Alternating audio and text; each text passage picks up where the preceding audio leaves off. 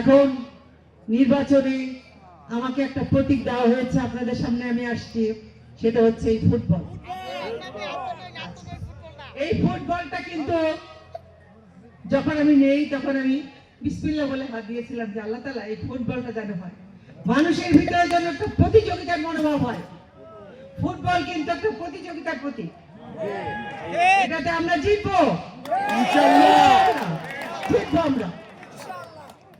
এই ফুটবল আমাদের ভিতরে একটা প্রতিযোগিতার মনোভাব তৈরি করবে, সেই জন্য এই ফুটবলটা আমাদের জন্য একটা আশার আলো।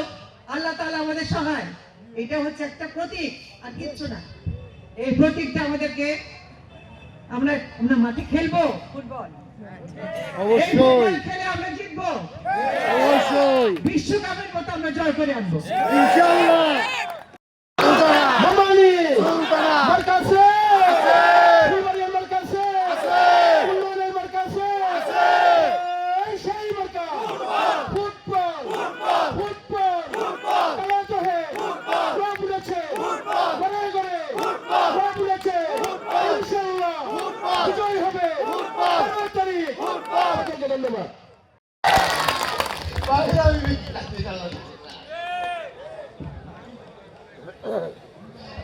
মাননীয় প্রত্যাশী কালাধর এমন কোন বাড়ি নাই এই 3টা ওয়ার্ডের মধ্যে সেই বাড়ি থেকে 2-1 করে আসে নাই।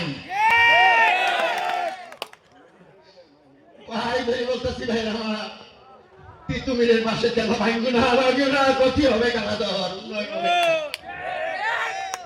ভিক্ষা চাইলাম আপনাদের মাথায়, আমার আপনাদের বাইরে